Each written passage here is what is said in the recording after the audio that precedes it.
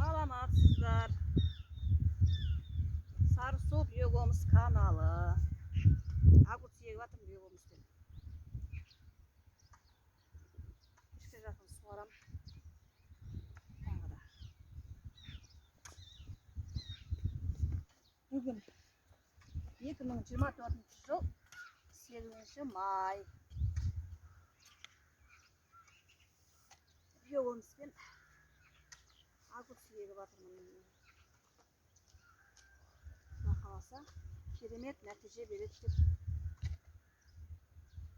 ойлаймын.